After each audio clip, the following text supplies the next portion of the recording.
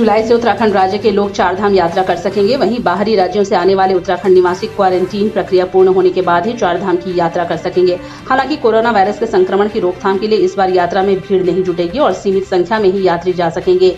नए नियम के मुताबिक बद्रीनाथ में 1200, केदारनाथ में 800, गंगोत्री में 600 और यमुनोत्री में 400 लोग ही एक दिन में दर्शन कर सकेंगे। वहीं कंटेनमेंट जोन में रहने वाले लोगों को किसी भी धाम में जाने की अनुमति नहीं होगी।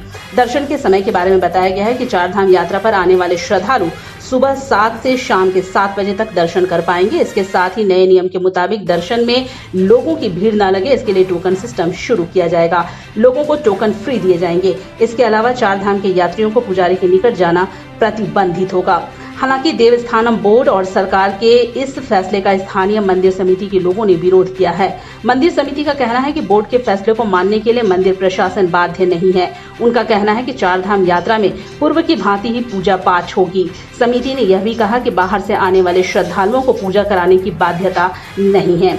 दूसरी ओर कुछ लोग यात्रा शुरू करने के विरोध में भी हैं। उनका कहना है कि अगर चारधाम यात्रा शुरू हुई तो कोरोना संक्रमण फैल सकता है। कोरोना वायरस से अभी बचने की जरूरत है। तीर्थ पुरोहितों का कहना है कि कोरोना संक्रमण कम हो तो ऐसी यात्राओं की शुरुआत की जाए। शुरुआती नियम के मुताबिक धार्मिक यात्रा में बेहद कम लोग मौजूद रहेंगे।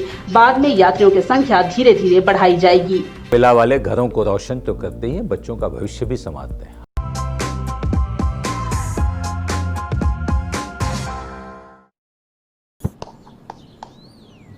चिकू, तुमने बोला बड़ा रोल मिला है तो मुझे लगा। क्या लगा? लगा कि सेल्फी तो बनती है। चाचू, मेरा टैलेंट सेल्फी में फिट नहीं होगा। ओह,